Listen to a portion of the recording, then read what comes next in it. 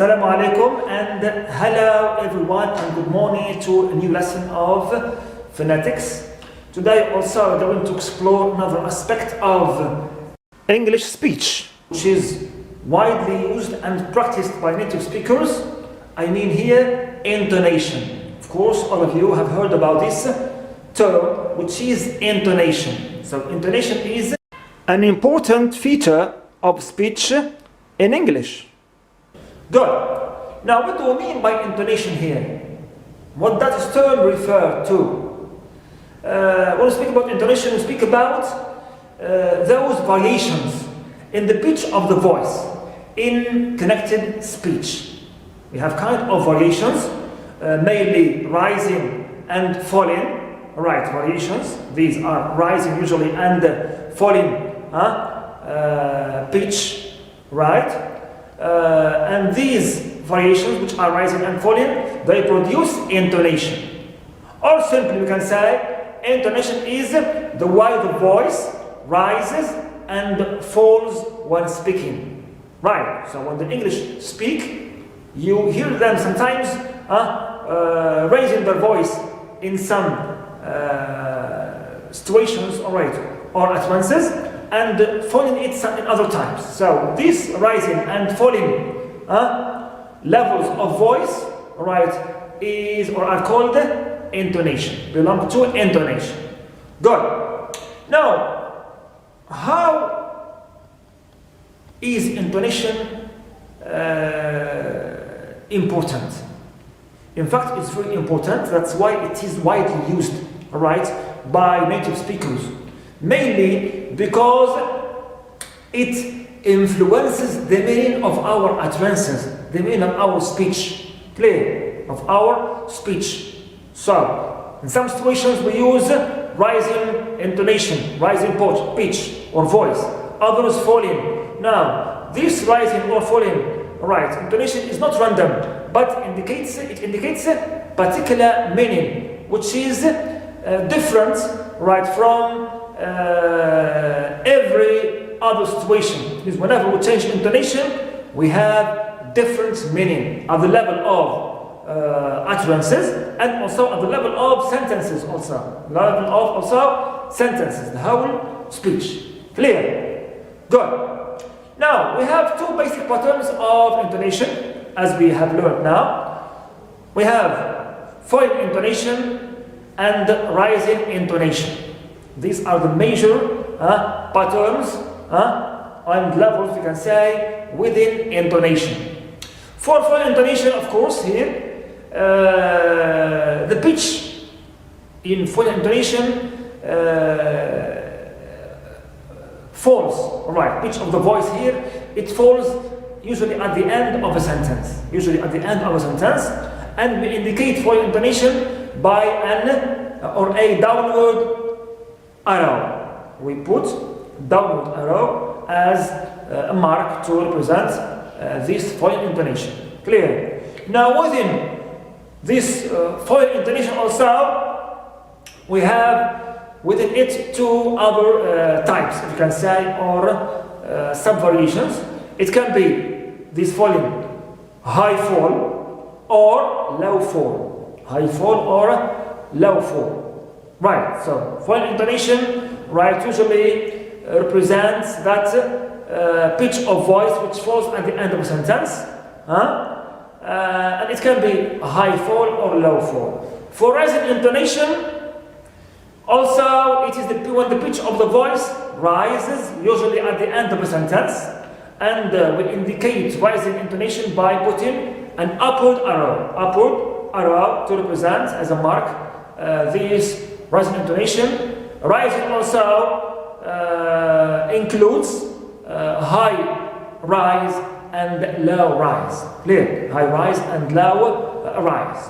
Besides to the other variations which may occur, I mean a combination of the two basic patterns, like what we have in falling rising and also rising falling intonation. Clear? But the basic patterns are always falling right intonation and rising intonation as the major patterns. Okay, major patterns which are practiced by native speakers and which influence mainly our speech.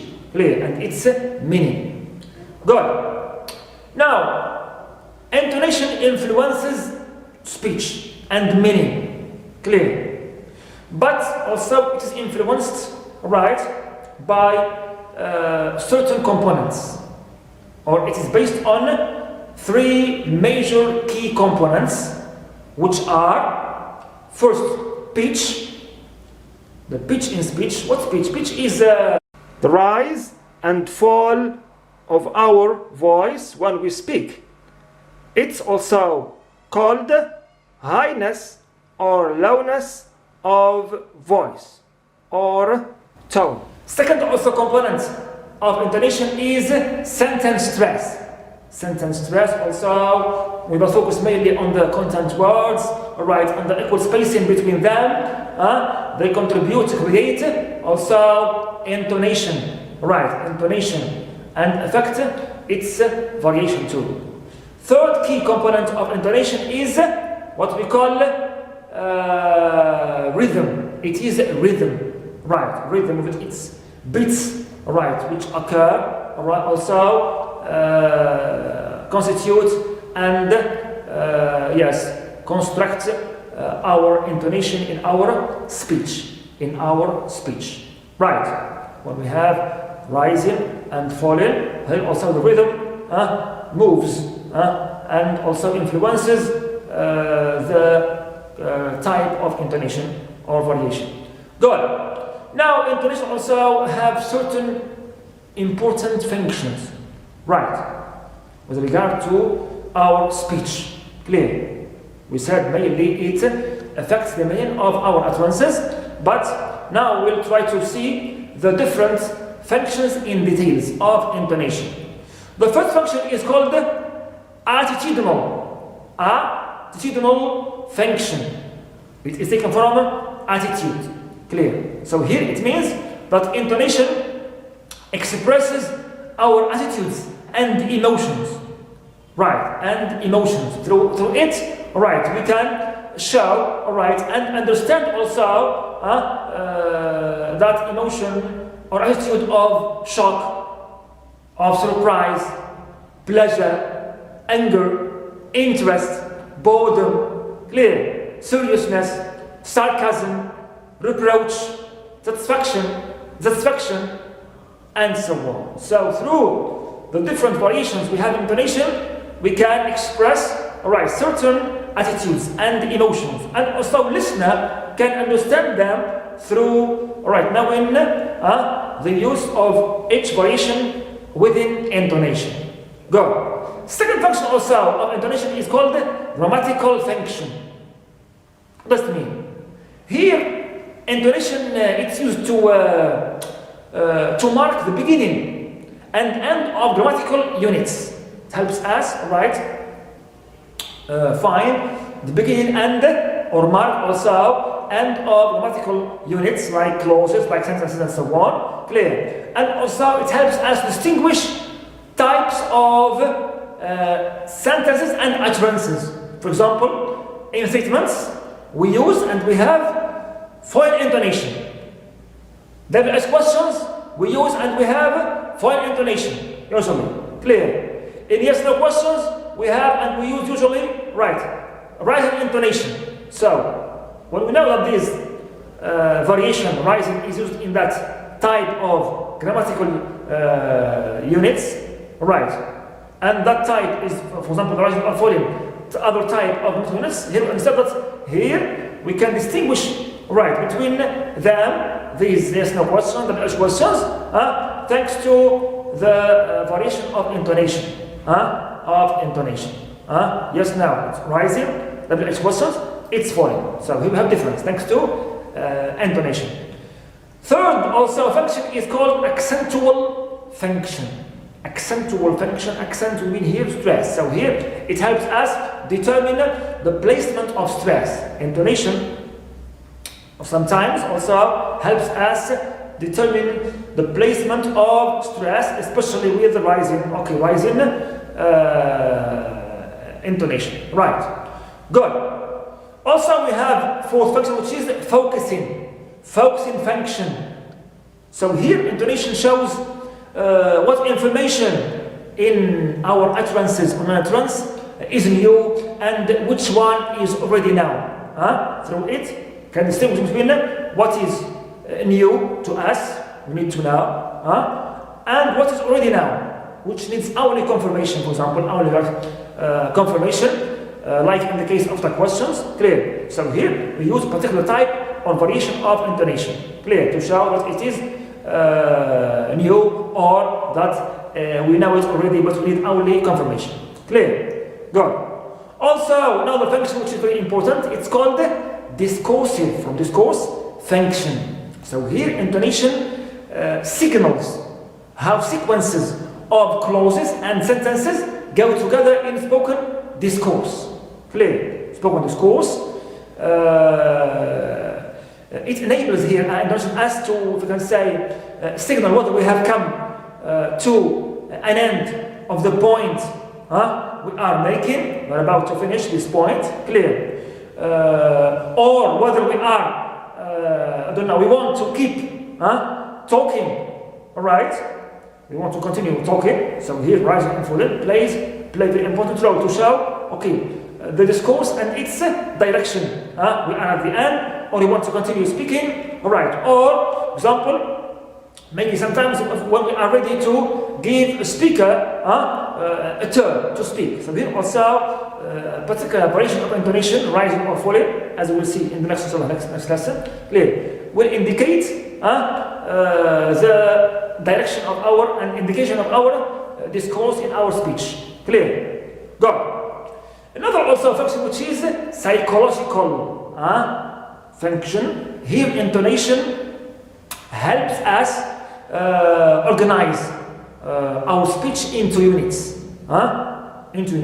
And this of course helps us to easily perceive, memorize and perform our utterances. Clear? Our utterances. For example, rising with this always, falling with this type of utterances. So here also it helps us memorize the aspects of speech. Good. Last function is called indexical function. Here it's kind of, if you can say, referring to a particular, class or personality with the use of a particular variation within intonation. So here we can say that intonation may act as marker, yes, as a marker of personal or even social identity, because each situation and each social group may have a particular characteristic of intonation. Some social groups may focus and usually use rising intonation, right, in certain situations. Other groups, for example, may use falling intonation in other type of situations. So here, it acts as a marker of personality and social identity. Clear? So, this is simply a brief introduction about intonation, the rising or falling pitch in our voice when we speak, right? And its different key components, patterns, and functions. So, we see inshallah in our next lesson, second part, which will speak about the patterns of intonation in details, with the different situations and what they require, right, as patterns. Thank you so much. You need to apologize to your brother. I'm sorry? Yes, like that, but nicer and that way. I'm sorry. Thank you.